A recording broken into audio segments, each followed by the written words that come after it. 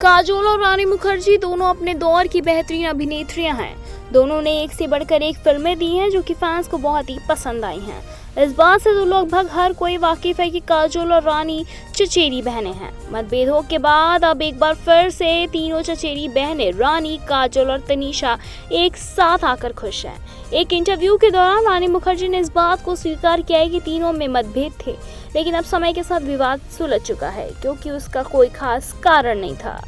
आइए जानते हैं कि वो विवाद क्या था। नमस्कार, मैं प्रज्ञा और आप देख रहे हैं नेक्स्ट 9 लाइव।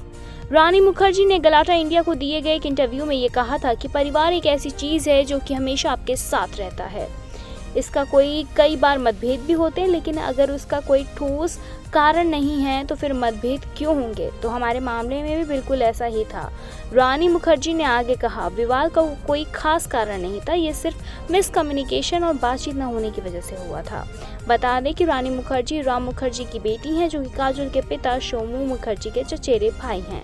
इससे पहले एक बातचीत के दौरान रानी मुखर्जी ने ये भी बताया था कि वो अपनी बहन तनीषा मुखर्जी के ज़्यादा करीब हैं। बातचीत के दौरान तनीषा ने भी उस दौर को याद किया जब वो अपनी बहन के साथ फिर से जुड़ी थी। जब तनीषा को आई बहन की याद, तो आइए जानते हैं कि उस टाइम पे क्या हुआ था। दरअसल तनीषा ने ये कहा कि जब आप अपने लोगों की पीढ़ियां को परिवार में आते देखते हैं तो आपको लगता है कि उनको भी हमसे जुड़ना चाहिए, क्योंकि आखिर में परिवार ही सब कुछ होता है और जिस तरह एक बहन अपनी बहन को जानती है उतना उसे कोई और नहीं जानता।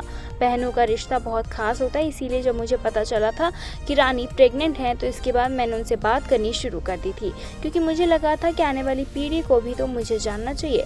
कॉफी विद करण में भी इस बात का खुलासा किया गया था कि पिछले दिनों काजोल और रानी करण जौहर के टॉक शो कॉफी विद करण में एक साथ नजर आई थी। तब रानी ने बताया था कि उनके पिता के निधन के बाद तीनों बहनें फिर साथ आ गई हैं।